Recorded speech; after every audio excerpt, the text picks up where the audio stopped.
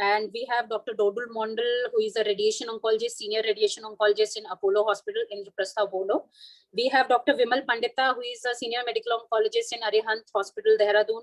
We have Dr. Jitendra, who is a senior medical oncologist in Shalby Hospital, Jaipur. And we have Dr. Chavi Arora with us, who is a senior radiation oncologist in BL Kapoor Hospitals. So I welcome you all. We have Dr. Bhuvan also, who is a very special and very dear colleague of us in Max. He will be moderating the panel. He's a senior medical oncologist in Max Hospital, Gurgaon. So welcome you all. Lecture delivered by Dr. Amish Vora, followed by a panel discussion moderated by Dr. Bhuvan. So I welcome Dr. Amish to start his lecture. Thank you, Dr. Shefali. I am honored that I'm part of such a great exercise which you have started. Are my slides visible? So my topic today, as Dr. Shefali had given me, is unresectable stroke metastatic carcinoma esophagus. Today's topic, I'll try to cover the natural history of metastatic CA esophagus, palliative treatment, systemic chemotherapy, targeted therapy, immunotherapy, and if time permits, NGS or molecular diagnosis-based treatment, which I doubt, but I will try to do that. On a happier note, all surgical oncology colleagues and all radiation oncology colleagues, they always say that, chemotherapy in a stage 4 cancer normally kitna jiyega, that also especially stage 4 esophageal cancer. So this particular video I have taken from Dana-Farber website. This gentleman was diagnosed as a metastatic CA esophagus in 2013. And this picture was taken in 2019. And on his shirt, on the left-hand side, if you see 100 is written. So this picture was taken when he was coming for 100th chemotherapy. 100th chemotherapy century. So every 3 weeks of chemotherapy, he used to drive down 200 kilometers from his house, and 6 years or 5.5 years down the line, his performance status, if you see the video, is 0 or 1. In fact, he was looking more energetic than the partner who was accompanying him for chemotherapy. So, these things do happen. This is reality. It is not that these things don't happen. And these things also encourage us. So this is the 100th chemotherapy. Not everyone is so lucky. We all know that stage 4 esophageal cancer is a dreadful disease with very dismal survival, very, very painful death. And the quality of life is very miserable, as we all know. That you are not able to eat, you are not able to speak, and weight loss because of that. So today's topic also covers palliative treatment, which includes stent placement, pain management, nutrition, radiotherapy to the painful sites, or radiotherapy to the sites where it is required as per the discussion with tumor board, or laser or chemotherapy. So this is something which we are not going to discuss today in detail, but please remember everyone that no treatment of unresectable or stage 4 esophageal cancer is complete without all these aspects. And these are extremely important aspects. You may increase survival by say 3 months, 4 months, 5 months. But if the patient is not able to eat or not able to enjoy any quality of life, what's the point? Next slide, please. Okay, so this is the landscape of systemic treatment in 2021 looks like. If all of you see, you will say that this is maddening. How are we going to look at all these aspects? The two black boxes are on the extreme corner. One is adenocarcinoma, one is squamous cell carcinoma of esophagus. And in between, there are many other boxes. So as you will see, there are a lot of options. How do we treat? And how do we arrive at these options? One by one, in next 15 minutes, I will go through it. Anyone and everyone who is a medical oncologist or a surgical or a radiation oncologist, this is going to be our future. No matter whether we like it or not, no matter whether we say कि यार कौन ये molecular के headache में पड़ेगा, your practice is going to be incomplete if you do not understand the molecular aspect of cancer.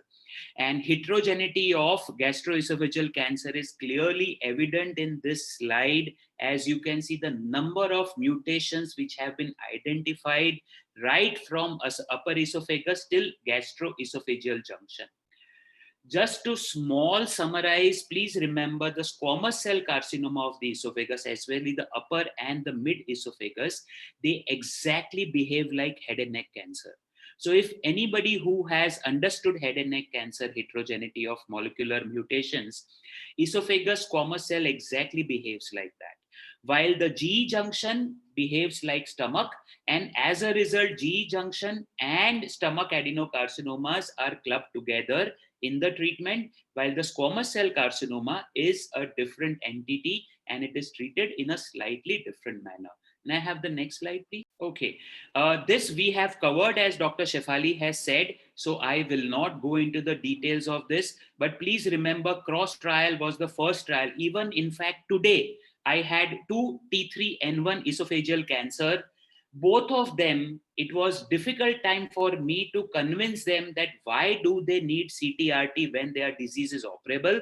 I had to share screen. I did a Zoom meeting with both the families. I shared screen and I tried to explain to them the lower graph.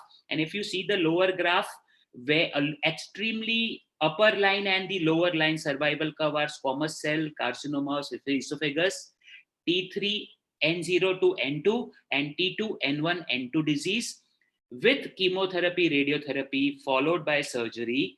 You see the survival as compared to the most bottom where it is operable.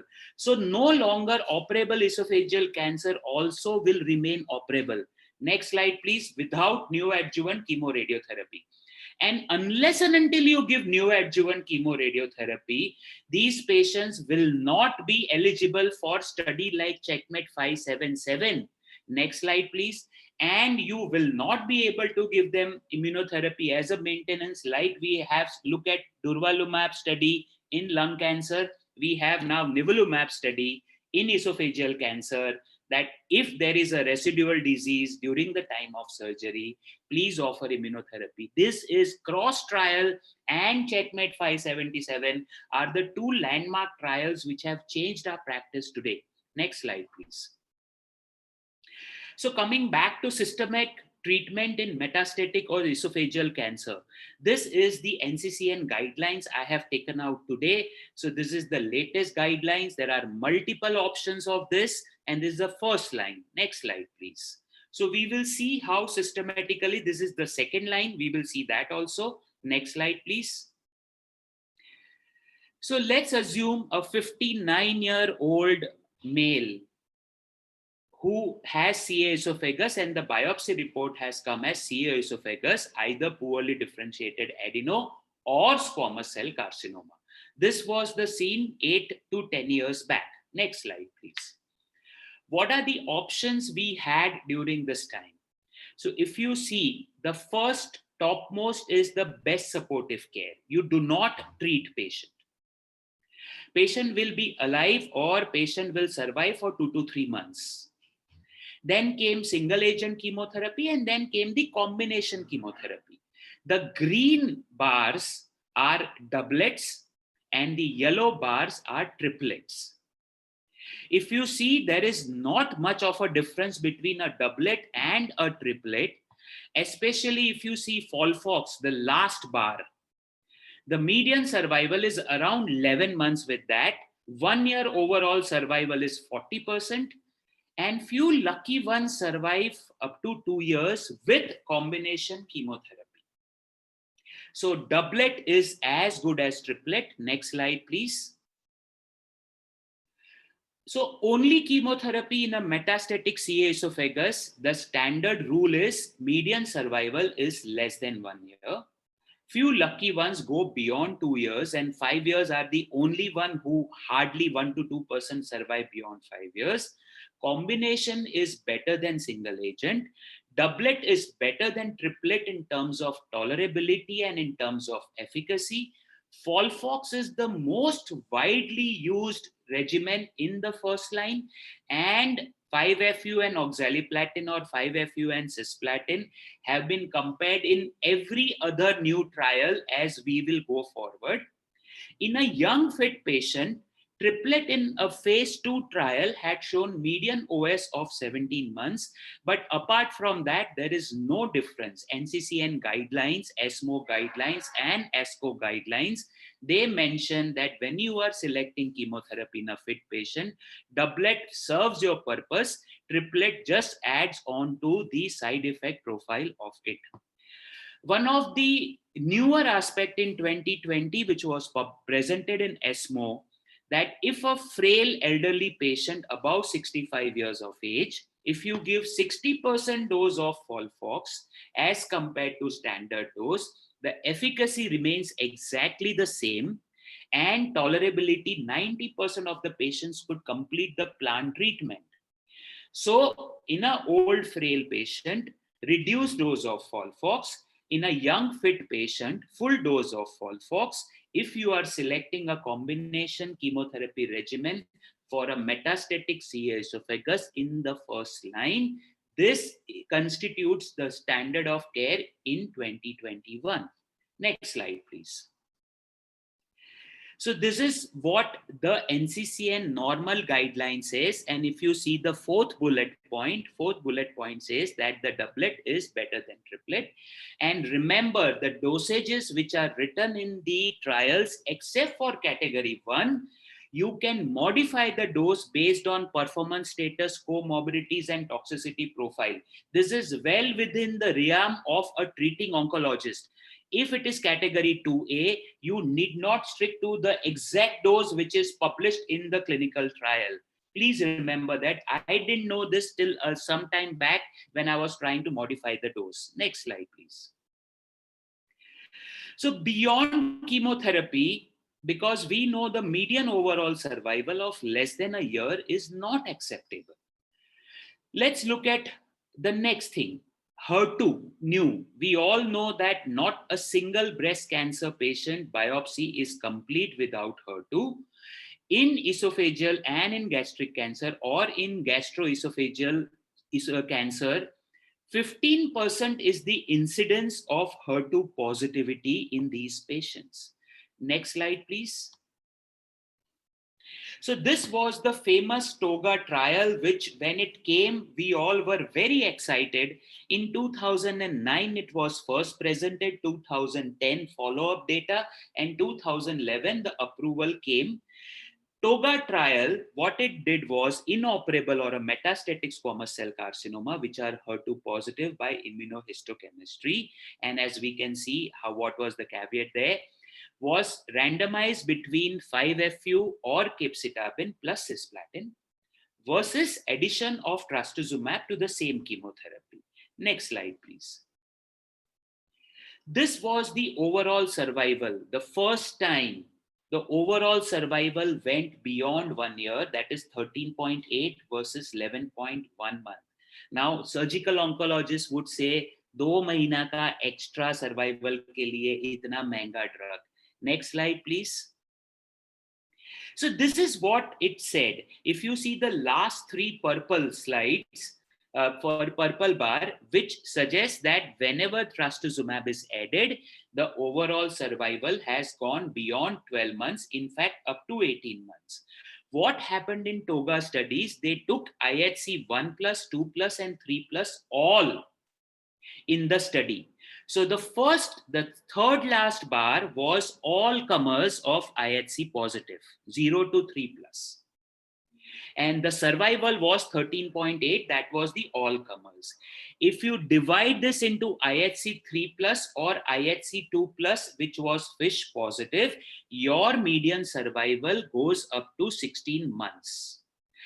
And if you subset analysis of IHC 3+, which were FISH positive or FISH amplified also, your median survival goes up to 18 months or more than 1.5 years. So chemotherapy alone, the median survival was 11 months maximum. When HER2 expression, and if HER2 is strongly expressed, your median overall survival can go up to 1.5 years. This was a jump of almost 50% in the horizon. Next slide, please. Unfortunately, what happened during that time, because of success of TOGA trial, everybody jumped onto the bandwagon of this. There was a Lapatinib, then there was TDM1 also was tried in these studies. Unfortunately, none of these studies succeeded the way TOGA study succeeded. As a result, next slide, please. NCCN said that if there is HER2 overexpression positive adenocarcinoma, please remember HER2 positivity is seen in adenocarcinoma. In squamous cell esophageal cancer, if HER2 is positive, please recheck your biopsy slide. You should add trastuzumab with cisplatin and 5-FU. Now you can replace cisplatin with oxaliplatin, absolutely allowed in clinical practice. The only thing that category 1 becomes category 2A, but it doesn't matter. In a day-to-day life, we use Folfox, much more common than 5-FU plus cisplatin. And if you add trastuzumab to that, then the median overall survival increases. So that is the standard of care. Next slide, please. What happens when patient progresses on trastuzumab? And please remember, the TOGA trial did not have any patients where on second line they received trastuzumab deruxtecan. This is an antibody conjugate. I will not go into the details of trastuzumab deruxtecan, but this is a second or a third generation anti-HER2 treatment. All the trials with trastuzumab deruxtecan are named as Destiny. Like, for example, pembrolizumab, all the trials are named as Keynote. Nivolumab, all trials are named as Checkmate. Similarly, trastuzumab deruxtecan, all trials are named as Destiny. So what did Destiny gastric O1 trial? What it did was all patients HER2 positive gastric or esophageal cancer, at least prior to previous regimens, those who had used, they gave trastuzumab deruxtecan and randomized to physician's choice of treatment. And this included either irinotecan or paclitaxel. Next slide, please. Clear cut. So this was a positive study. Clear cut difference or that separation of graph in survival, that is 12.5 versus 8.4 months is the median OS. And PFS, if you see, there were many long-term responders. Next slide, please. As you can see that. Next slide, please. Yes. So this is 1 year PFS with trastuzumab deruxtecan was 30% compared to 0% with either irinotecan or paclitaxel. That means all the patients in the second line, HER2 expressing adenocarcinoma of esophagus, progressed within a year if they were given second line chemotherapy, either irinotecan or paclitaxel, versus 30% who continued to respond with trastuzumab deruxtecan. And 1 year overall survival was nearly double from 29% to 52%. Next slide, please. This is as a result. Dr. Jitendra, I think please mute yourself. He muted himself. Yeah.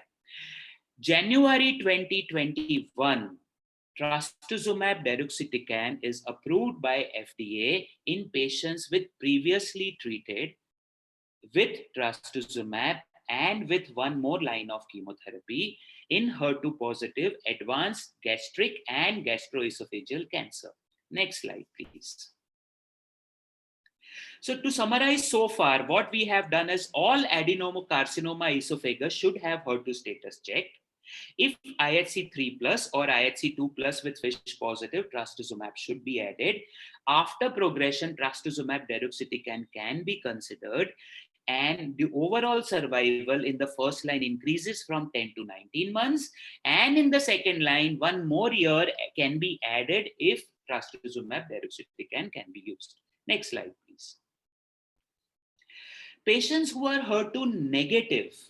So assuming the first line chemo you have given as Folfox, patient relapses after 9 months and HER2 negative, what next? Next slide, please.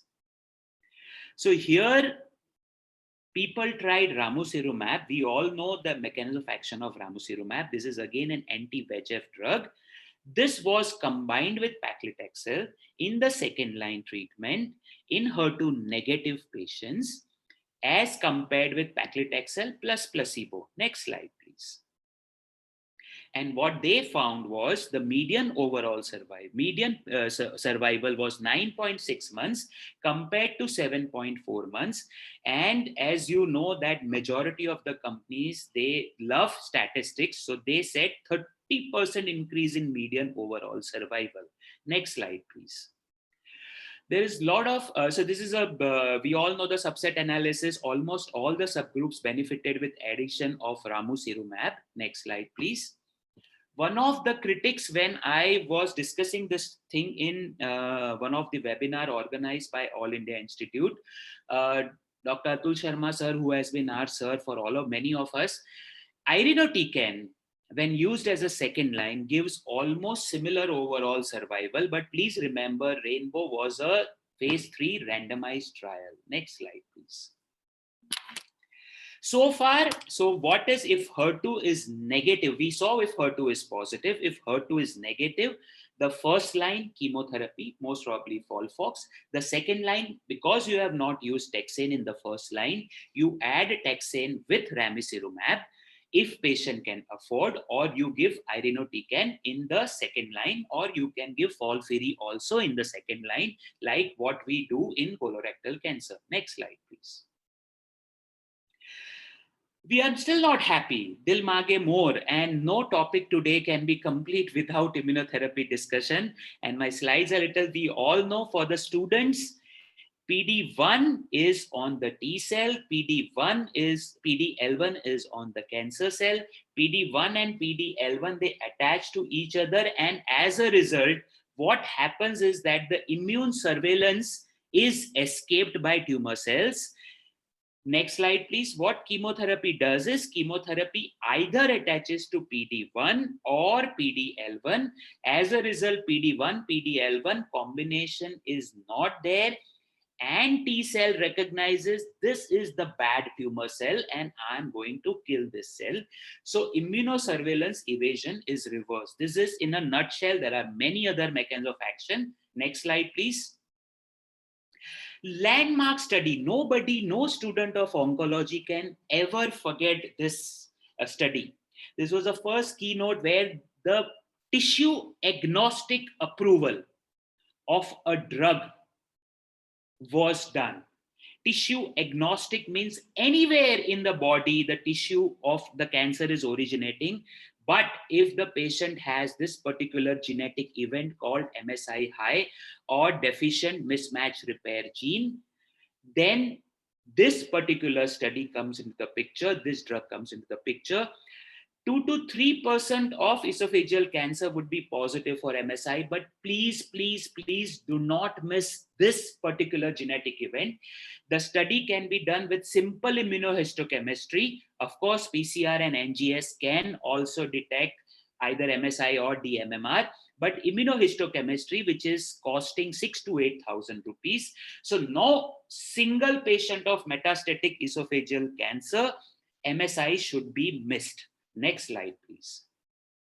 So what happened in this landmark study, 86 patients of different tumor subtypes. In the pie chart on the top, the yellow represents gastroesophageal cancer. And this pembrolizumab was given up to 2 years. You can see the top chart where at the end of 2 years, the first few histograms, the pembrolizumab stopped. They stopped giving. Still, patient continued to respond. And you can see in overall survival in my right and bottom corner, there is a plateau of progression. People stop progressing after some time on pembrolizumab. Next slide, please. So is this by chance? So what did pembrolizumab company did is that in the third line, in the second line, in the first line of esophageal cancer, they had these studies. Next slide, please. They combined all 3 studies and they took out MSI high in all these studies. On my left-hand side, the standard intention to treat graph is there. On my right hand side, MSI high is there. How can the two survival graph be so different? In Solo 1, recently in olaparib in ovarian cancer, I saw this much of separation of curve. Otherwise, I have not seen so much of separation of curve. Next slide, please. As a result, NCCN guideline says that second line pembrolizumab for all MSI high or dMMR tumors in esophageal cancer, you should offer single agent pembrolizumab. Although all across the world, people have started using in first line also. Like in colorectal cancer, this MSI high is now first line approval by all government agencies. This very soon will come. Next slide, please. Coming to other than MSI or dMMR tumors. Next slide, please. Quickly, I'll go to the third line, second line, and the first line, and then I will try to wind up. Third line, nivolumab study is called as Attraction 2. Pembrolizumab is called as Keynote 04059, and Javelin was 300. The green boxes represent positive study and the red box represents negative study. I will come to that why it is negative. The Attraction 2 and Keynote 059 were single arm studies. Nivolumab was compared to placebo. Pembrolizumab was not, it was a single arm. Only difference in the two curve you see PD-L1 positive and negative. While Javelin was compared with chemotherapy, Avelumab was compared with chemotherapy. As a result, authors feel that Avelumab study was negative, but if you give Avelumab alone, then that also can be positive. Unfortunately, in oncology, we go by positive studies, and as a result, next slide, please. Nivolumab and pembrolizumab both have been approved for third line esophageal cancer or chemorefractory esophageal cancer. Chemorefractory in oncology we define as failure of 2 lines of treatment, so it becomes a third line.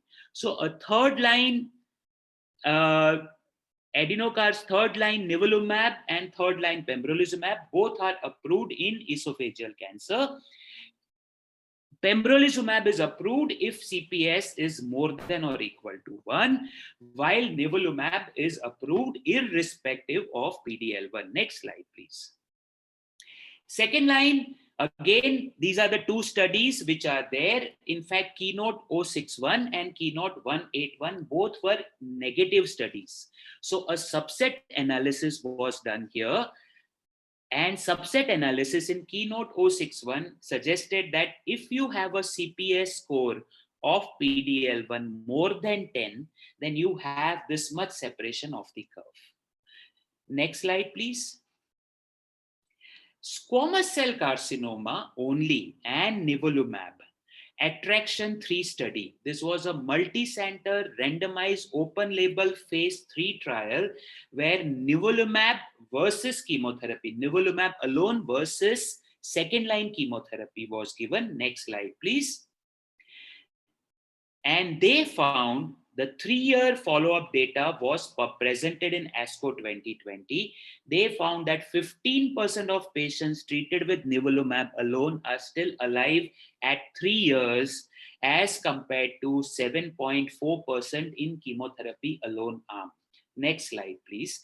As a result of these two data, the second line all comers, nivolumab is approved in all squamous cell carcinoma, while pembrolizumab is approved only when there is CPS more than 10.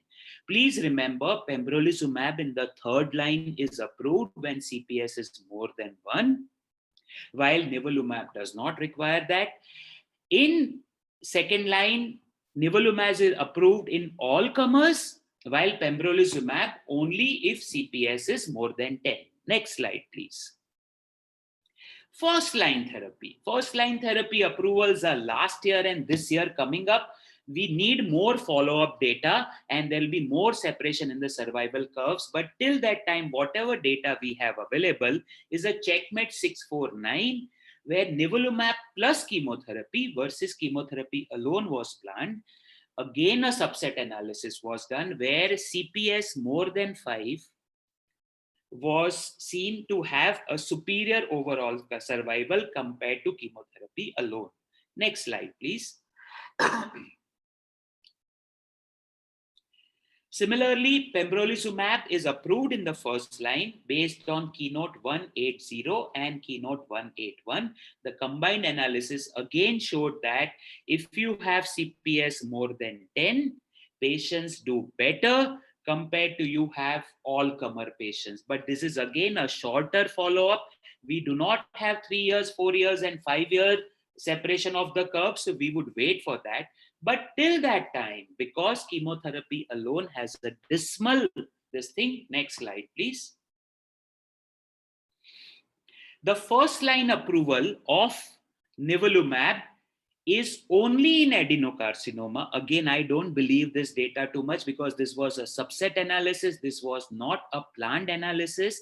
In adenocarcinoma, CPS more than 5, you can add nivolumab to your first line chemotherapy. If you have PD-L1 CPS score more than 10, you can add pembrolizumab either with cisplatin or with oxaliplatin, and both become category 1 as of today. Next slide, please. So this is my last slide. Again, this was the second or third slide I started with. On my right-hand side of my slide, there is a squamous cell carcinoma of esophagus. One block above is MSI high, another is HER2, third is CPS more than 5, and fourth is PD-L1 negative. I would like to start with MSI high. All the students of oncology who are listening today, please, please, please do not miss out a single patient of MSI high, because it's a completely separate genetic event in the history of cancer. If you treat with single agent pembrolizumab, not only you will have a phenomenal success, I'm not saying 100%, you'll have a phenomenal success. You may have some patients who cross 4 years and 5 years also with single agent pembrolizumab. If patients progress on pembrolizumab, then you go on to chemotherapy in this MSI high group. Now let's come to HER2 positive patients. HER2 positive patients, you add trastuzumab to chemotherapy in the first line. You add trastuzumab, you give trastuzumab deruxtecan if the patient fails of that. Only then you think of other options. You come to the first box, that is PD-L1 negative. Your MSI is not high and your CPS score is less than 10. You have single agent chemo, you have doublet chemotherapy, that is FOLFOX. You have a second line of ramucirumab. You have a third line of irinotecan or vice versa. And again, the patients live longer. And the last box is squamous cell carcinoma of the esophagus, where you can give the first line chemotherapy with or without pembrolizumab or nivolumab. The second line nivolumab alone in all comers is approved in all squamous cell carcinoma of esophagus. That means the pembrolizumab, which was in MSI high single agent, similar nivolumab in a squamous cell carcinoma of esophagus, second line, all comers, PD-L1 irrespective of positive. This can be little confusing. It is confusing to us also, and that's why we keep revising. I don't think I have time to go into the details of CPS scoring because it will take another 10 minutes. I would like to stop here, Dr. Shefali, and I'm sorry for all the glitches happened. And Bhuvan, thank you so much for sharing my slides. No worries, sir. So very interestingly and very precisely, you mentioned all of the trials in detail with so much of clarity. I also honestly did not know about few things which you mentioned right now, like the dosing adjustment and all. It is recommended by NCCN, honestly. So this was a new opening to me also. So thank you so much. Few questions, sir. So first, Dr. Nikhil has put in, okay, what is the incidence of MSI high probability in metastatic CA esophagus? 2 to 3%, Dr. Nikhil. Right. And a few more. But remember, I always share this analogy. When EGFR came in NSCLC, we said, yaar, 18-20% mein hai. When ALK came in NSCLC, we said 3 to 4% mein hai. I have not touched NTRK, but NTRK is another tissue agnostic and it is 1 to 2% in all. So if you take HER2 positivity of 15%, MSI of 3%, that is 18%, and CPS of more than 10 is around 30%. So almost half of esophageal cancer patients in a metastatic setting can be helped beyond chemotherapy. Right, absolutely right. So this was actually the next question. So if you have a HER2 positive patient along with CPS more than 10 or say MSI high, so how will you choose your targeted along with chemo, or how will you choose your approach to such patient? What will be preferred over other? Right. So, Dr. Shefali, I'll answer this in two parts. MSI high is MSI high. Please remember, and we all know that I believe this is a separate genetic event in the history of cancer, irrespective of the tissue of cancer. It doesn't matter. Correct. So MSI high should be preferably be given first line pembrolizumab, if patient can afford. Once the patient progresses, then we can go up to HER2 progressing or HER2 expressing tumors, right? If PD-L1 is positive and if HER2 expressing, please remember the first line approval of immunotherapy in esophageal cancer. I'm still not very convinced about those data. First of all, there is a lot of subset analysis, CPS of more than 5, CPS of more than 10. Instead of that, like nivolumab as a second line is a much more robust data of attraction 3. So I would say is that the first trastuzumab definitely should be given. If patient has responded very well to trastuzumab regimen, and if patient can afford, then you should look at Enhertu or trastuzumab deruxtecan and then go for immunotherapy. That is how I would do in my clinic, although I'm not aware of, and that is what the last slide, which I have taken from UCLA, they also treat the patient accordingly. Right. And third question would be, so which molecular markers and in which order would you order? So for a metastatic patient, like in the first line, you order MSI, HER2, PD-L1, or where do you, if I put it another way, where do you utilize the NGS in this setting? Dr. Shefali, can we take this in panel discussion? Sure. Okay. If this is your, okay, I'll take it back and we'll discuss it later. So any other questions, Dr. Nikhil, in the chat box, or we move forward? No. There are no All questions. Right. Okay. I just wanted to tell Dr. Vora that it was an excellent presentation. And as surgeons, we want to keep our life simple. You know, we have only algorithm, operate and send to medical oncologist. I think with that, Dr. Shefali, you have introduced everyone, right? Yeah. So you please welcome everyone again, and then we start with. Yeah, so I would welcome all the panelists on board, and we have a very enlightened panel, and Dr. Bhuvan will now take this discussion forward. Dr. Bhuvan, please. Thank you, Dr. Nikhil. So I would try to make your life a little case which would require your inputs also. So I think I don't see any other, I probably don't know any other GI surgeon on board. So if there are any, I would like. Sanjeev is there. Sanjeev is there? Yeah. So I think we should have people on board also, because I think I would want to make it as controversial as possible. So that's what the intention is. Anyway, so to begin with, I'll just start sharing my slides. So Bhuvan, just 1 second. If you make it controversial, then summarize, please, because it's a purely academic, student-oriented session. We don't want controversies at the end once we conclude. Okay. So that is my request to you. All right.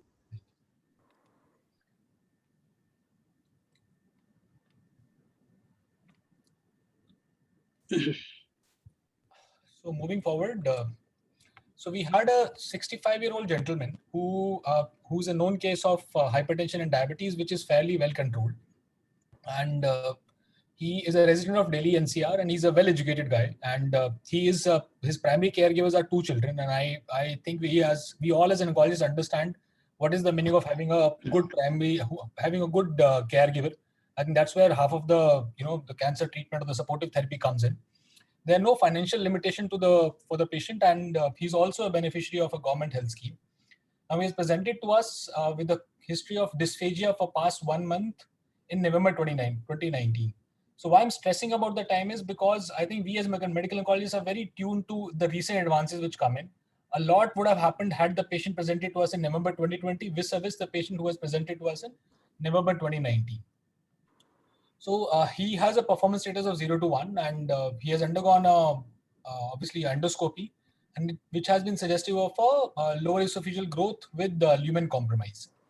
Now the biopsy has been done at an outside place, and it is suggestive of a squamous cell carcinoma. And the PET scan was done, which was suggestive of a growth at the lower esophagus and GE junction, with a single, a single liver lesion in segment 6. So the ancillary workup was done, and the organ function are normal.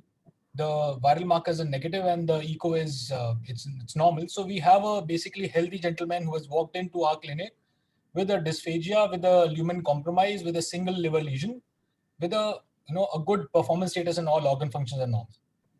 So he was advised a biopsy for the liver lesion because it's a single site of metastasis, but the patient was unwilling for the same.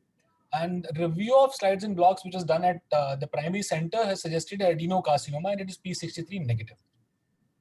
So a diagnosis of oligometastatic adenocarcinoma, esophageal adenocarcinoma, has been made.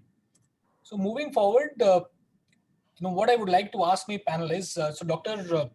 Amir sir, do you think there is any acceptable definition of oligometastatic in esophageal cancer? Not to the best of my knowledge. There is no definition. There are some suggestions, but I don't think there is any definition. If there is any definition, let me know. How I in my clinic look at it is, one, are they amenable to local treatment? Fair enough. And that's how you look at oligometastatic in any of the cancers, not only esophageal cancers, but any of the cancers. So, I think one of the most important thing in oligometastasis, Bhuvan, one thing which we always forget is performance status. Yes. In our zeal to define oligometastasis, if the patient's performance status is very poor and very symptomatically high because of the primary disease, even though you have oligometastasis, one here, one there, doesn't matter. The outcome remains poor. So, Dr. Nikhil, your idea as a surgeon, do you think there is something which you would define as oligometastatic, and you would want to take him to the table rather than pass it on to us? As far as we understand, oligometastatic is a term coined by us. It's not something which is very standard, and a metastasis is a metastasis, right? So, except colorectal cancer, I would mostly treat most metastasis as same, and we wouldn't operate. So, the idea which I get from you is that probably anything other than colorectal metastasis is supposed to be treated as a metastasis, is where you come in. Absolutely. So, so let's ask the medical oncologist, Dr. Jitendra, what would be your take on it? Would you send the patient back to the surgeon for their opinion whether the patient so what I feel regarding in my limited experience, that we should first, in metastatic setting, whether it is oligo 1 or 2, 3 mets, we should first try out the therapy. We should read the biology, how it behave in vivo. So that is how we should deal. We should go ahead with the chemotherapy ahead. Then we should see the response, how it is responding. Then we should take opinion from the surgeon, whatever he feels. Fair enough. So, Dr. Vimal, what would be your counseling to the patient, whether you are doing a curative intent treatment or a palliative intent treatment? I think so. When's the first time the patient has come to the patient has good educated attendance, how would you want to counsel them, as a curative intent or a palliative intent in an oligometastatic setting?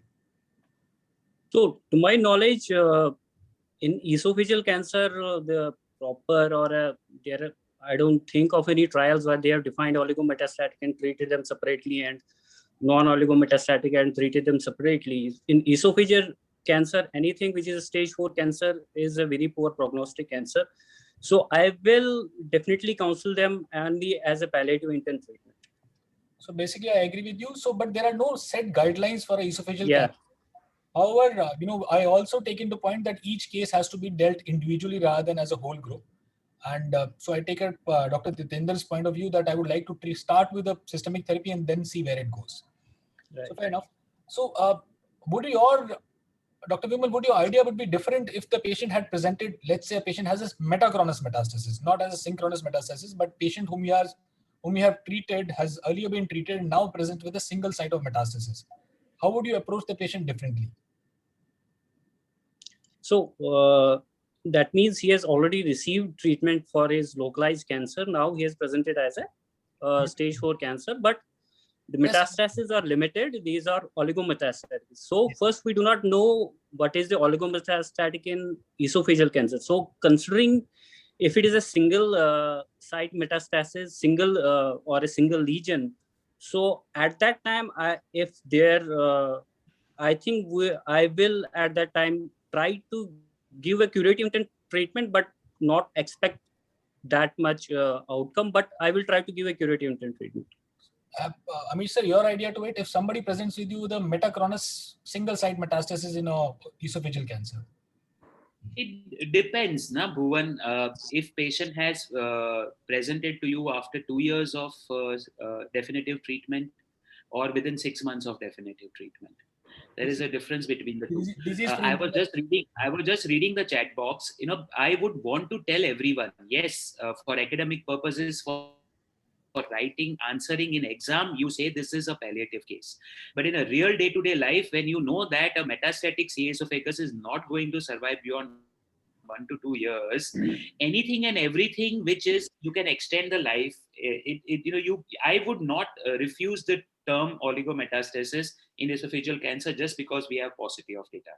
Assuming a single liver met of 2 centimeter comes after 2 years, and PET scan nothing else, and initially it's a well-differentiated adenocarcinoma of esophagus which is treated with chemotherapy followed by surgery.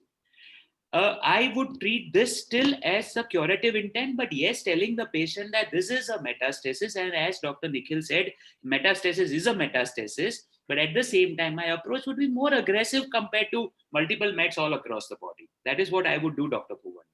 So I think that's a very fair point. What you said is it entirely will depend upon the disease-free interval which the patient has had and how he has survived between the recurrence and the primary treatment. So fair enough. As we all understand, there are no established guidelines to follow in such cases. Yes, for an esophageal cancer which has metastasized, the prognosis is overall very poor.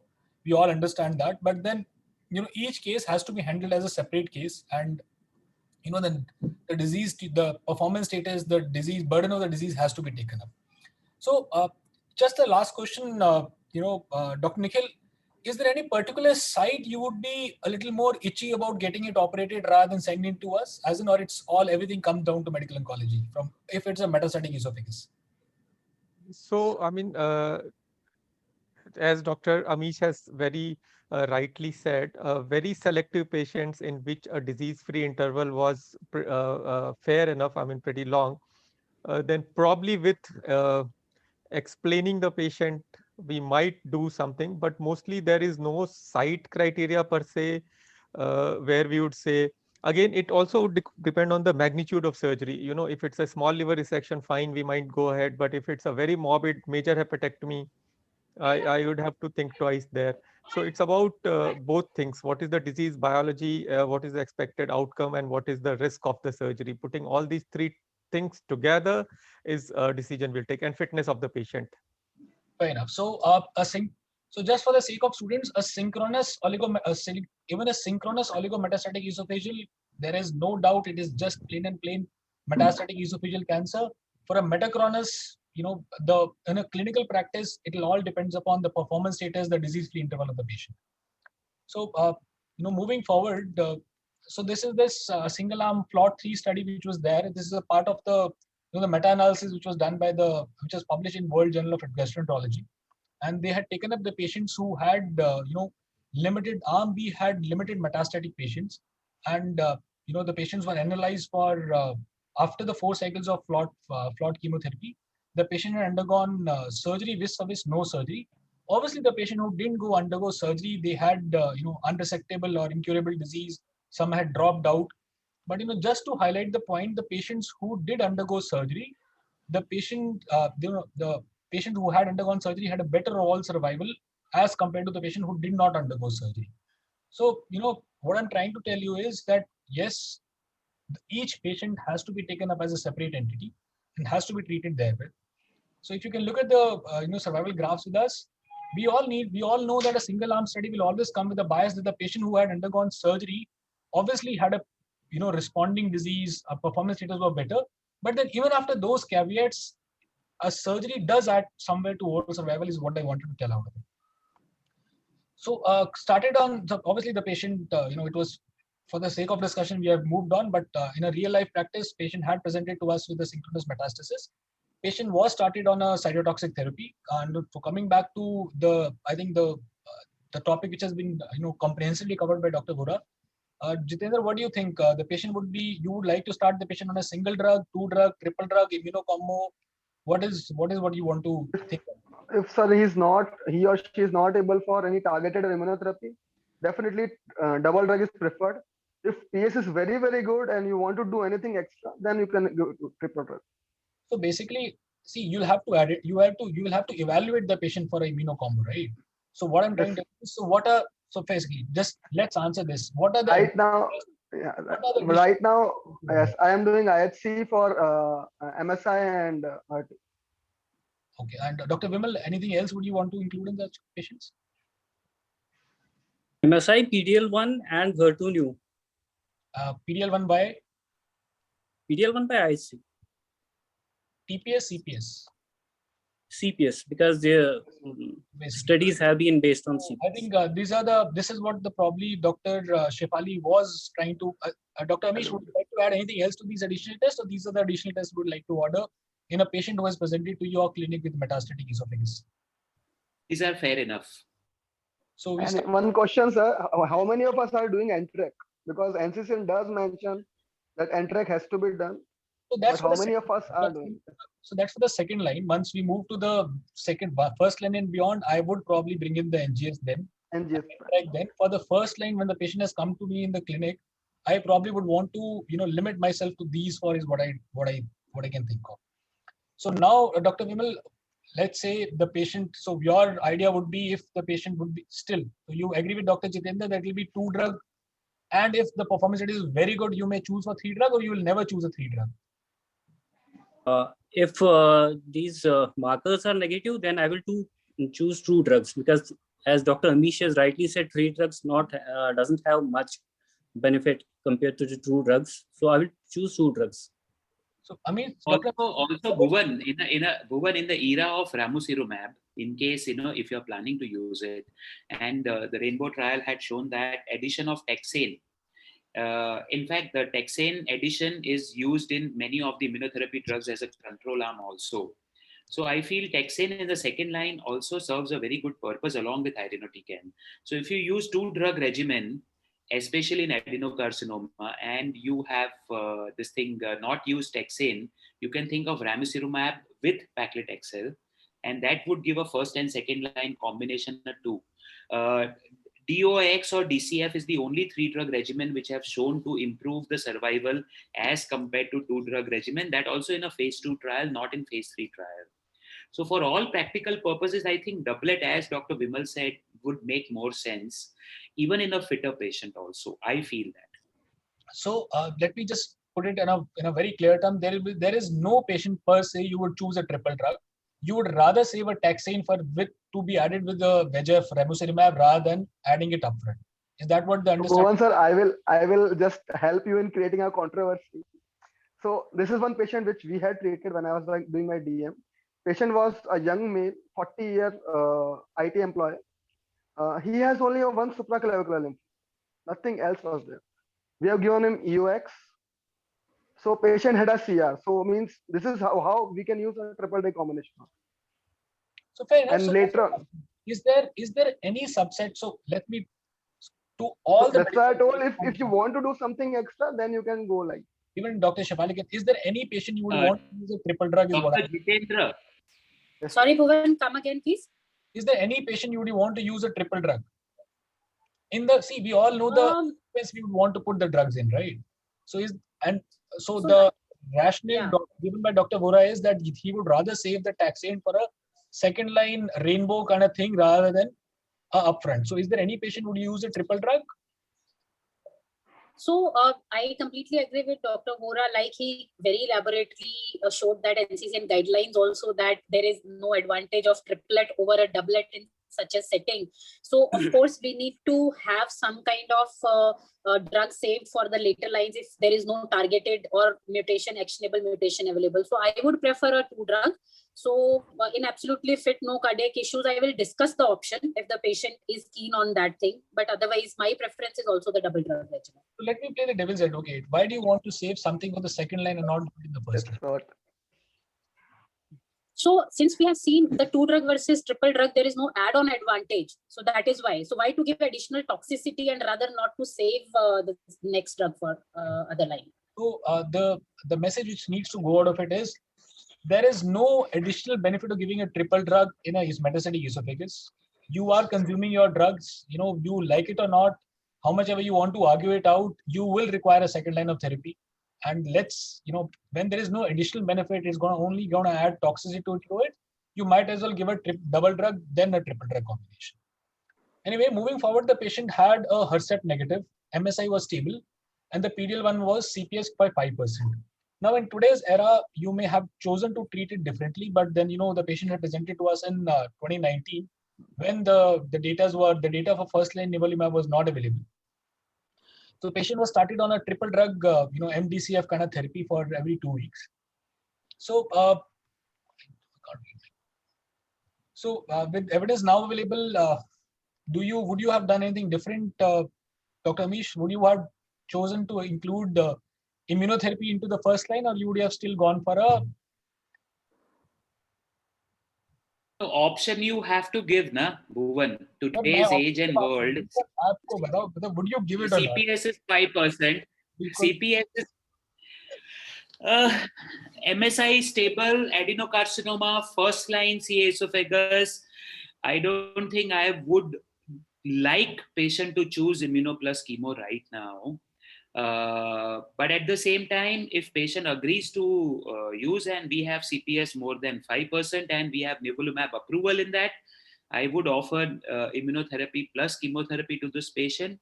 But if given to me to decide, I would choose chemotherapy first line, followed by immunotherapy in the second line. Dr. Vimal, your take on it?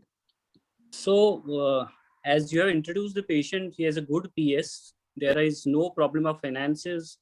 And with a CPS score of 5%, I think the advantage of adding first-line immunotherapy is there according to the limited data, whatever we have. The checkmate, I think 640 something study was there. So I would like to give a nivolumab plus a modified FOLFOX or a CAPOX regime. So you would choose a immunochemo combination. Yes. How would you? So sitting in max, would you not give and let others give immunocombo is what I'm asking. So Dr. Bhuvan, he is not in max right now. No, I'm just saying. So, So he has that liberty now. So answer the question at least. Would you give immunocombo or just a immunocombo? Fair enough. So, Dr. Jitendra, do you think there is any other difference between squamous and adeno other than the anti-HER2 therapy when it comes to the first-line therapy in squamous and adeno esophagus? Definitely, there is a lot of difference what Sir has also alluded into. Regarding the treatment aspect, one more thing is also there that anthracycline doesn't work with squamous cell, and HER2 is only positive in adeno. So I think I wanted you to bring out the point. The anthracyclines are, they're known to work better with the, GJ junction and stomach. Fair enough. Moving forward, Dr. Amish sir has already discussed this data which is available to us. The nivolumab data with the checkmate data which is there, in which the nivolumab was added along with the doublet therapy, and there was a third arm which had nivolumab and ipilimumab in it. And what is needed to be seen is patient had obviously it was adenocarcinoma. In the nivolumab arm, it was adenocarcinoma. And what was seen was the overall survival difference is almost. One second.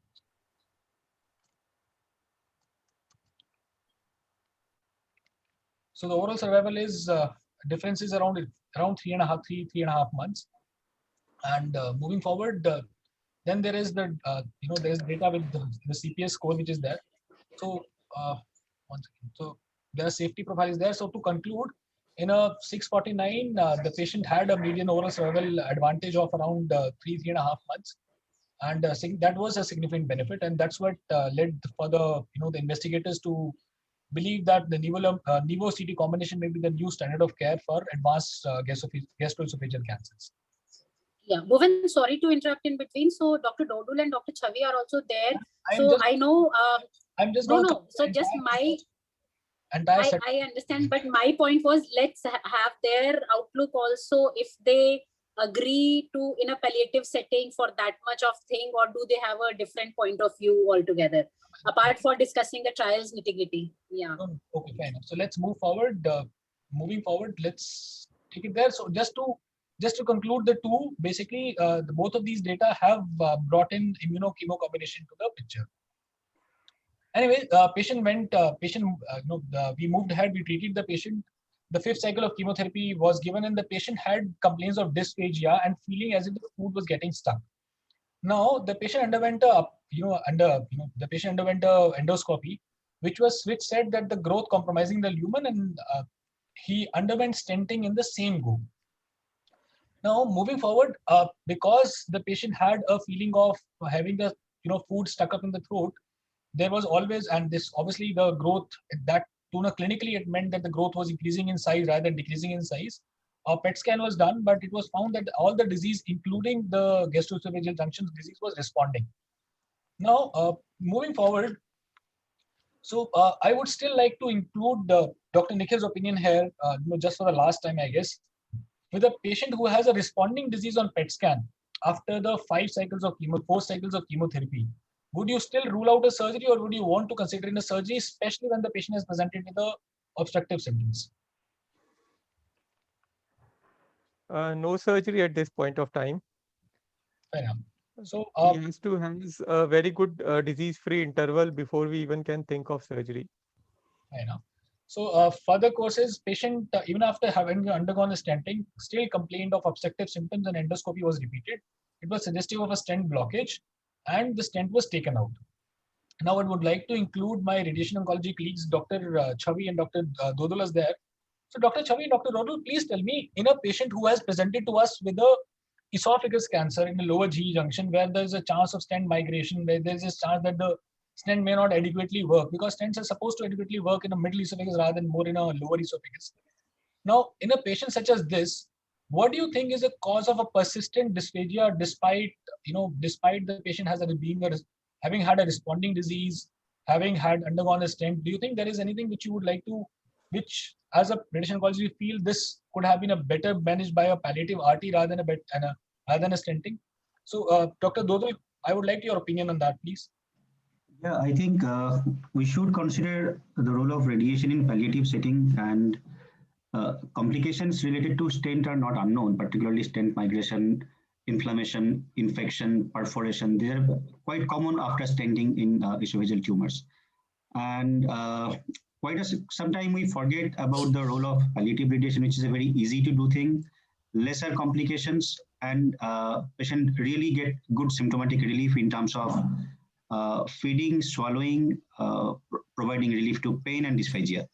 And the effect is also persistent. Other problem, what happens with stent, sometimes are overgrowing of the tumor at the end of the stent, and they can block the stent. So that does not happen with radiation. Essentially, when we deal with a metastatic disease, our expectation of life is not very high. And an effective radiation, good quality radiation, can provide adequate relief of symptoms for that period. Fair enough. So just moving forward, I'll take your. So patient was planned for a palliative radiation with the intent of relieving dysphagia. Now, obviously the discussion happened whether the patient wanted an upfront Ryle's tube placement vis-a-vis getting a Ryle's tube done if there was a complete grade for dysphagia, and it was planned for a short course RT with the short course radiation with the Ryle's tube in place, underwent 30 gray in 10 fractions. Now, what I wanted to ask with you, Dr. Dodul, was, do you agree with the treatment course? Would you have done it any differently in a patient who has presented to us with the obstructive symptoms? Yes, I agree with this. 30 gray 10 fractions is quite a standard of care for palliative setting. And the question of whether or when to put a Ryle's tube, that's a very much subjective decision. What I feel, I go through the scans, look at the nature of the disease, the amount of lumen which is open, and whether initial few days of radiation can cause edema and block that. If that is the scenario, then I always prefer putting a Ryle's tube before starting radiation. If the lumen is quite adequate and if patient is eating normally semi-solid or solid food, then I really do not feel that putting a Ryle's tube would be necessary, and most of the time patients do not require it. If at all, that's a scenario that even when patient was able to eat or eat solid or semi-solid and have absolute obstruction after starting radiation, then a guided placement of Ryle's tube or some FJ tube can be considered. Dr. Chavi, I would like very honestly, I am not very keen of doing ILRT kind of palliative things in esophagus, because most of the time later on they produce a lot of scarring and obstruction because of inhomogeneous dose distribution due to ILRT. So I'm not in favor of that. So, Dr. Chavi, I would like your input. Suppose there is a patient who was presented to us with mild dysphagia, such as this. How do you decide whether the patient, I understand that you are a radiation oncologist, you might have an inherent bias towards radiation, but let's take it the option of stent vis-a-vis Ryle's tube vis-a-vis radiation. I think these are the three options which are available to us as clinicians when the patient presents to us with the dysphagia. So how do you choose, Dr. Chavi, between these or three? This is where I would need to do this. This is where I need to do this. Is there something of an algorithm in your head? Yes, actually, am I audible? Yes. Yeah. So actually, the algorithm we generally practice in our clinical scenarios is, first of all, what is the PS of the patient and what is his longevity. Like we already know that this patient is a metastatic patient, which is oligometastatic. The PS is good. We are considering him for a doublet or maybe a still higher inputs into chemotherapy. And so I expect to achieve a longer period of dysphagia relief, as Dr. Dudul was mentioning. So I would prefer radiation over stenting in a patient like this for relief of dysphagia. Because stent has its own issues. It's a lower esophagus. Stent migration is a high risk for the patient. B, the patient post-stenting have, what I have seen in my clinical practice, a lot of post-stent pain complaints. Patients are very uncomfortable at times. Then again, there is a regrowth of the tumor, and there might the patient again might have dysphagia because of the tumor overgrowth into the stent. So, and if you give stent first and then give radiation, the risk, the percentage of patients having mucositis is very high. That is esophagitis. So I would prefer starting with radiation first in a patient, especially who is able to at least have some adequate, maybe liquid diet, or maybe place a Ryle's tube first and give radiation, so that he has a longevity of this dysphagia relief. And I believe so that's how we should go ahead for. Dr. Dodul, suppose there is a patient who has a middle esophagus, not a lower esophagus. What I would want to ask with you as a medical oncologist is, I ask your opinion, does he require a palliative RT to esophagus for dysphagia control? What would be, so we understand, so we're talking about a middle esophagus where the stent would have worked equally good as probably almost as equally good as a radiation. When would you say that he requires a radiation? When would you turn away that he doesn't require a radiation? I think you can make do without radiation. And what would you say, okay, let's put a stent and not do radiation?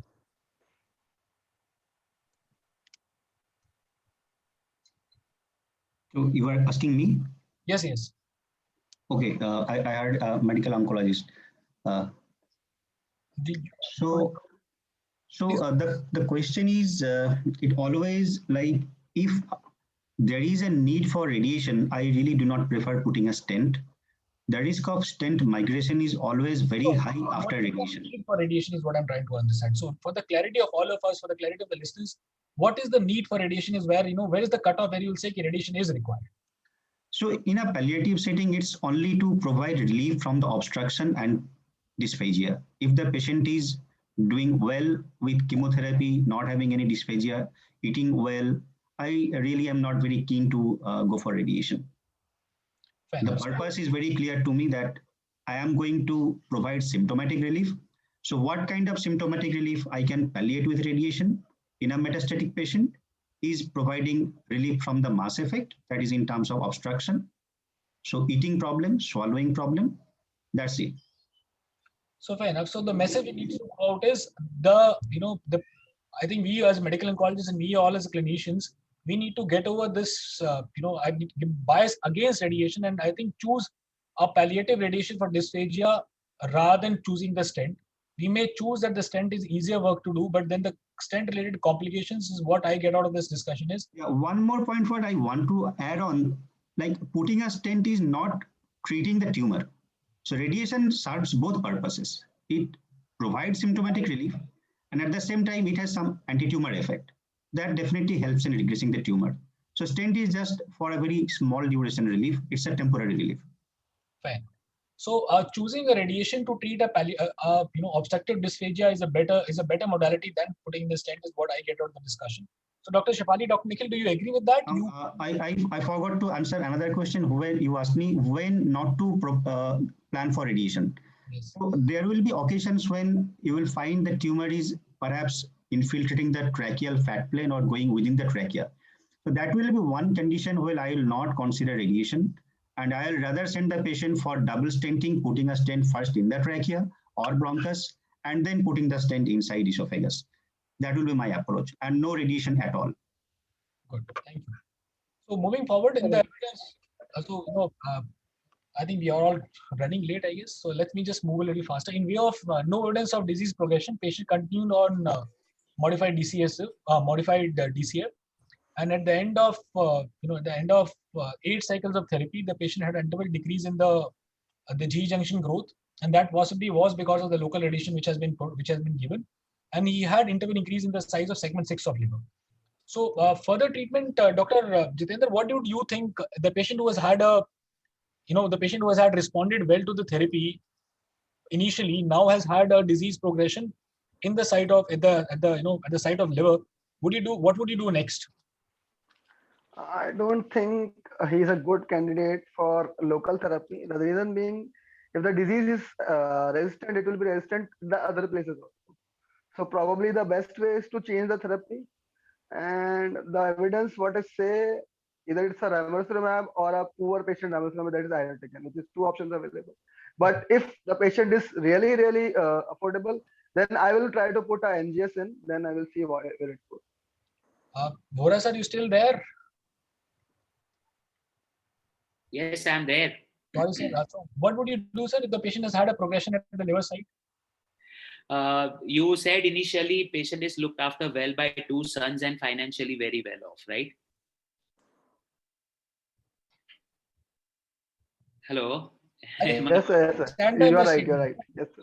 So the point is that primary site is controlled. We have in this patient, apart from modified DCSF, we have not given anything else. We have not radiated local site also. So primary site is under control with chemotherapy, while metastatic site is progressed. So, and the metastatic site, you get the maximum information if you do NGS at this point of time. If patient can afford, I would do, because since the second line, you have already used taxane in the first line. So second line taxane is gone. One. Second thing is this patient CPS is 5. So you have only option of one immunotherapy drug and not the another immunotherapy drug. That also, sort of a borderline benefit.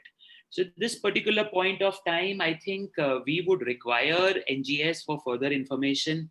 Maybe at this point of time, NTRK and you use larotrectinib, entrectinib. I'm just thinking aloud. One such patient like that, Bhuvan, you would be surprised that NGS through MLH1 gene abnormality.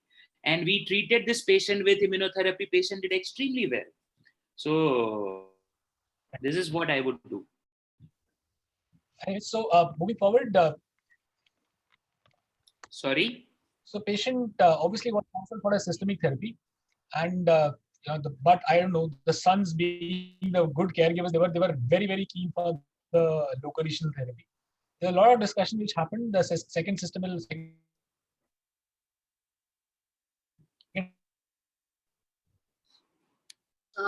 Bhuvan, I think there are network issues at your end. Systemic therapy was obviously discussed as the first thing. They just Yeah, is yeah, it yeah. fine now? It is better. Yeah. So I think there was a lot of discussion in terms of systemic therapy and a local regional therapy. The patient, obviously the son, they were very, very keen on local regional therapy, and they believed that the local therapy had worked for the esophagus, so they might as well work for the liver also. They went against the clinical judgment, and obviously they went to the radiation oncologist, GI oncologist, who said nothing doing. There is no surgery which is to be done right now, and I think Dr. Nikhil would agree to us. However, they went to radiation oncologist. So, Dr.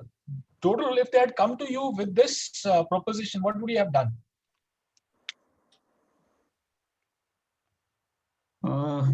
I would not be very keen in treating with radical intent because the disease biology is not that much suitable. I think Dr. Nikhil might be laughing at me because he might remember we fought so many times and I was so keen to treat some patients with radical intent in so-called oligometastatic setting because the patient had single brain mets.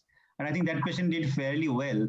But again, at the end, biology remains the king and this patient does not fall in a very good biology tumor setting.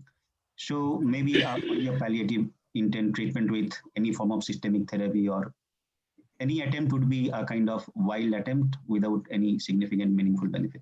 So I think people at the treating center didn't have the conscience as you have. So they underwent, the patient underwent IGRT 5 fractions for the liver lesions and phase 2 GE junction radiation for 10 fractions. So Dr. Chavi, do you agree with this, or you also tend to side with the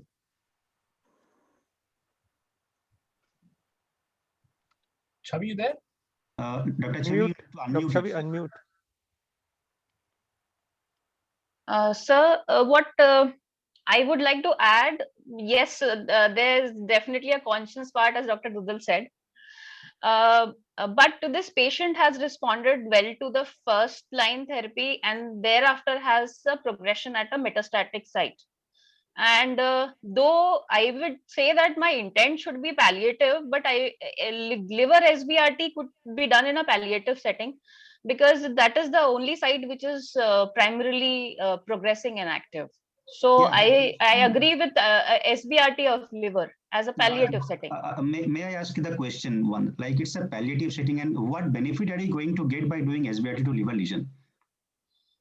Although the initial response to chemotherapy was okay, but the duration is hardly 6 months or so. Yes. And that's perhaps the basic minimum time which we want to buy that at least more than 6 months or so, the disease has to remain under control. Sir, please. Sir, I always feel is that since it's a palliative setting, the disease which is actively seen, if tackled, the patient's DFS is increased. So, and I don't know whether you will agree to this or not, and even medical oncology colleagues will agree or not. I just wanted to pitch in something, sir. Please. Yeah. So Dr. Chavi, because I can say this because now I'm outside Max. Sir, I'm hardly very short-term part of Max. I've been working at R&R hospital till now. We go by data. What you are saying is a gut feeling and probably an emotional thing to help patient. You are talking about that.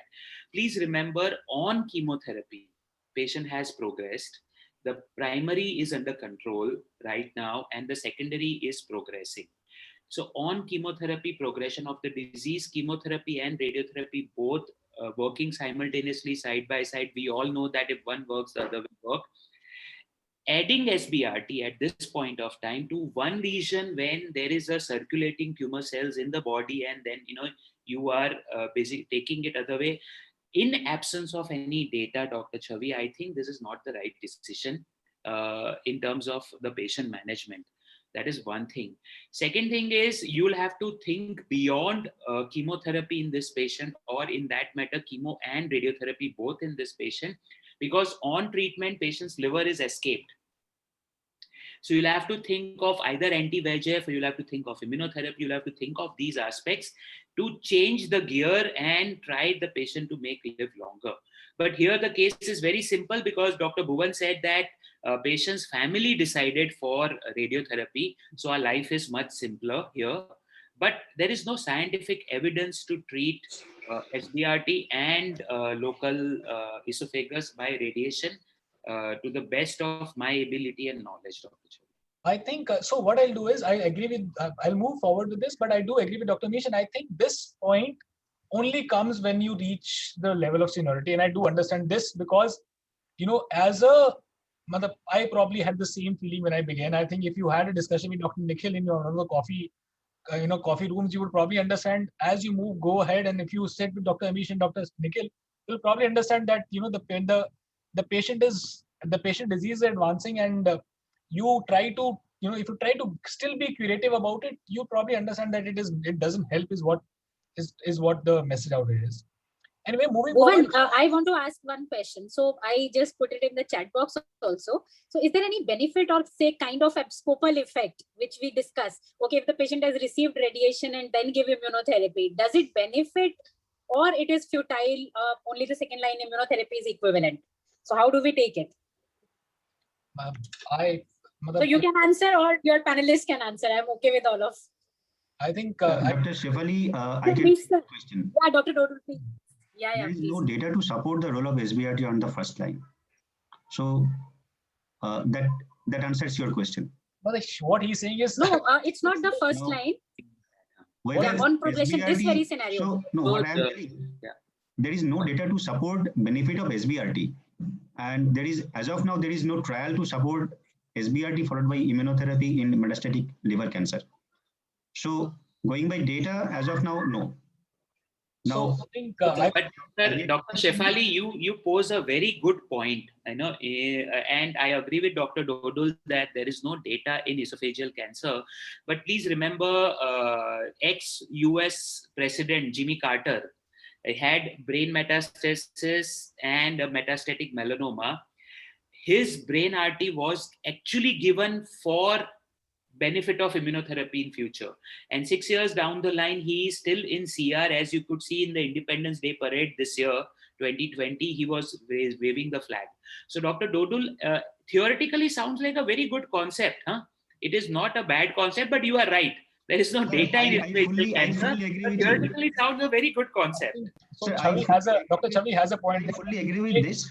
The only thing what I wanted to say that this should not guide us as a routine practice. I worked with Dr. Nikhil almost couple of months to treat a patient with curative intent, go ahead with surgery and everything. But that's definitely not something which we do on a regular basis. So the patient had good systemic therapy, remained disease-free after treatment for 6 months.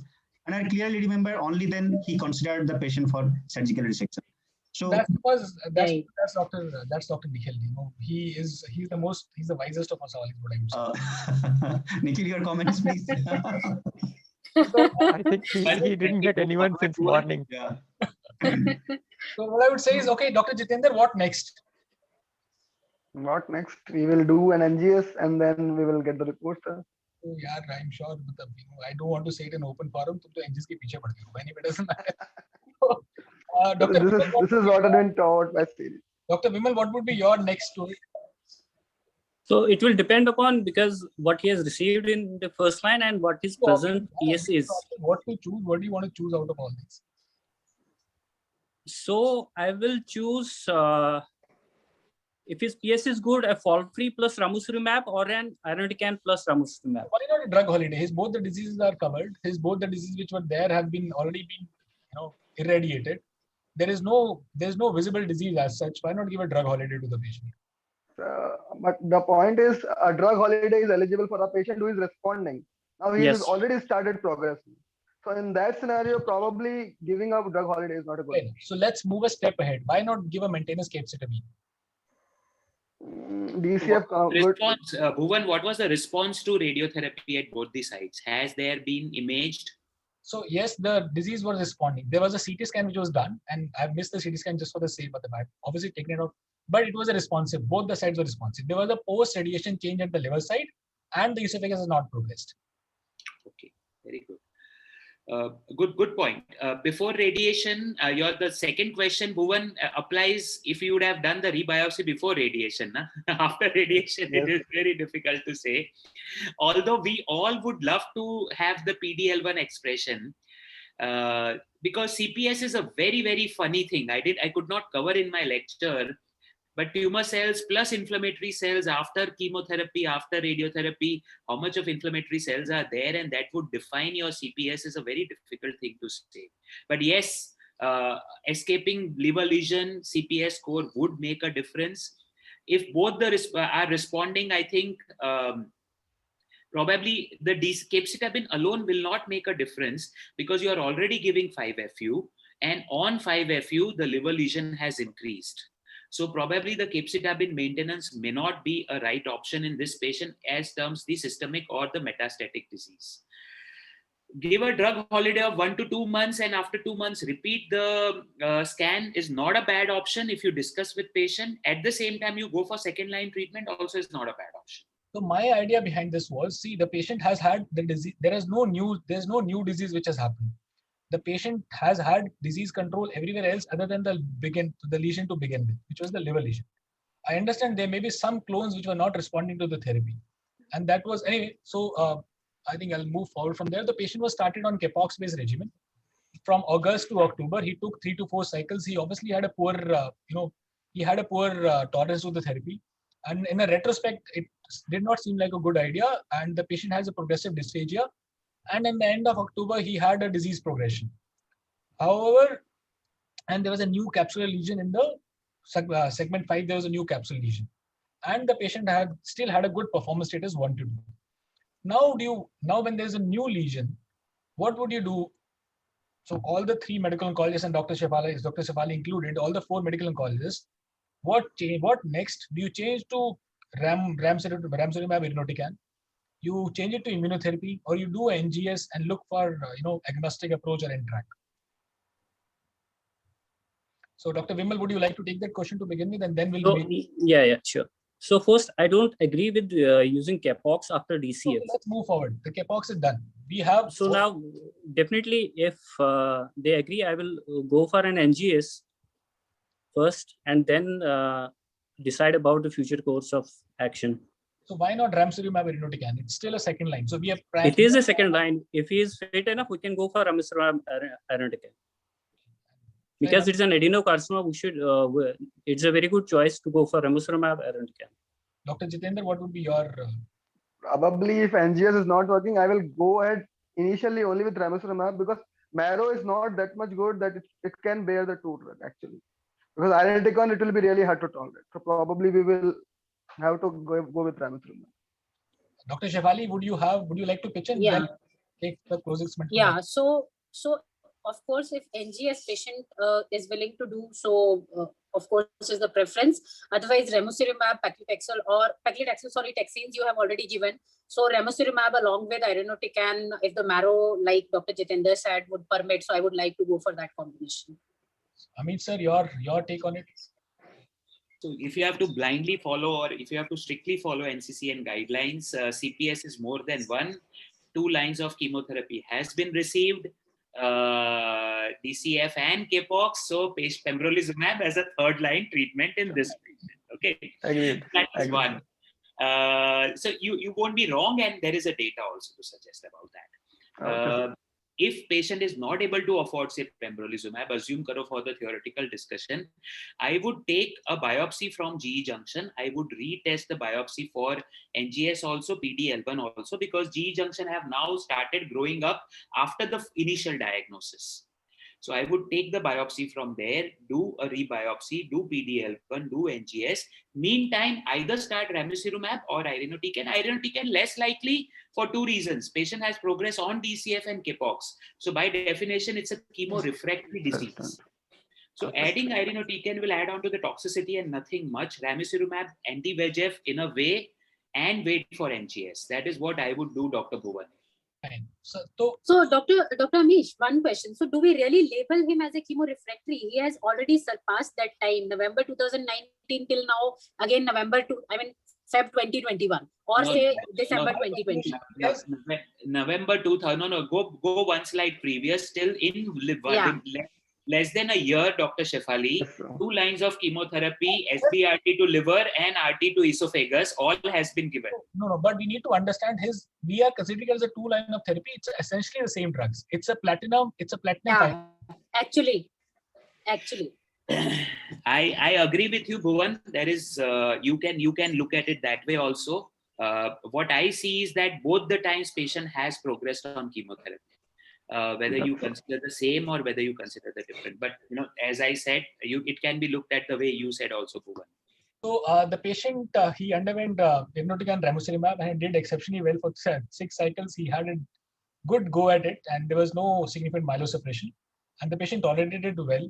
In the end of February, at the mid of February 2021, the reassessment was done, and there was interval increase in the size of segment 5 lesion only, and there was nothing else which was there. And so now the patient underwent an ablation of the liver lesion in March 2021 because that was the only site of progression.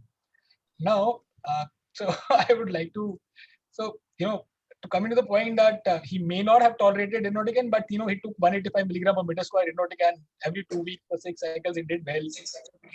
And anyway, moving forward, what next now? Once the liver lesion has been ablated, would you want to continue with irinotecan ramucirumab because he has been doing well, or you want to change to immunotherapy, or you want to treat drug holiday and treated progression? I would take that. Third option is correct option, not a bad option. One, because patient has been treated extensively, drug holiday of 2-3 months is not a bad thing. But my preference would be the first option, Bhuvan, because patient has done well on irinotecan and ramucirumab. I would like to continue that till the time there is any progression or till the time patient can tolerate the combo. Fine. No change to immunotherapy because there is no progression here. Dr. Vimal, what will be your take on it? Yeah, I fully agree with Dr. Amish. If he's tolerating and there is no toxicity, so irinotecan and ramucirumab we should continue. Dr. Jitendra, your take? We will continue with the same, sir. Dr. Shefali, would you want to be using immunotherapy now or no? No, wait till he's doing well for 1.5 years now. Dr. Shefali, your smile is very mischievous, huh?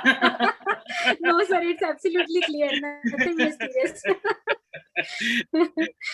Moving forward, the patient, to be clear, the patient is no more under treatment. I changed hospital and he's been getting treatment somewhere else now. So he started on nivolumab in April 2021. He is due for his third second weekly nivolumab tomorrow or day after tomorrow is what I understand. And you have a good follow-up, Bhuvan. I must appreciate that. He has had, ma'am, I called him up. This is all Medanta's good record keeping. I must compliment Medanta record keeping. Anyway, so he has lost, however, and he's planned for reassessment after 6 doses. And rather, I sent him a message that with the moment the new disease comes, please get an NGS done. I think this is the high time you should have gotten NGS done by now. So this is how it is, and I'll thank all of the panelists for. Very good case, huh, Bhuvan? Very good case. I must compliment that. Very good. It has covered all the aspects. Very good case. Yes, Yeah. wonderfully. I agree. Wonderfully. And you have crossed So, 18 Dr. months Nikhil? also. Yeah. So yeah, and thank you so much, all of you. It was a wonderful discussion, another fruitful session for all of us. Dr. Nikhil, I think we should wind up. Definitely, the stipulated time is almost 1 hour and we always exceed by almost double. Yeah. So I think we need to change the format now. 7 p.m. onwards, we should write. I'm so sorry I exceeded my time today. My sincere apologies for that. No, so sir, Dr. no. Shefali, if you see, I don't write 7 to 8 p.m. It's just 7 p.m. 7 p.m. Yeah. There's no ending You're time wiser. there if you would have We noticed. all are wiser by now. Again, ambiguity comes with seniority. I understand. So anyway, Bhuvan, actually that was wonderful. When you told me that you are just presenting one case and I said I am skeptical that all the points will be covered, but then you managed to cover almost everything. I mean, everything, and that's very helpful for the students. So I'm very thankful to you for that. And with this, I would like to conclude. It's 47, and I'm sure you must be getting stares at your home. So thank you very much. Thank you, everyone. Thank you, participants, and thank you, esteemed panel members. And next topic, we are going to cover GE junction. GE junction is always very challenging because even the surgery or neoadjuvant radiation versus chemo, even the types of surgery, whether we do a stomach pull-up or we do a esophagectomy, we do a intrathoracic anastomosis or a total gastrectomy, everything is very, very fluid there. So it's going to be an interesting discussion. So with this, good night, everyone. Thank you very much. Okay, thank you so Thank much. you so Thank much. you so much. Thank you.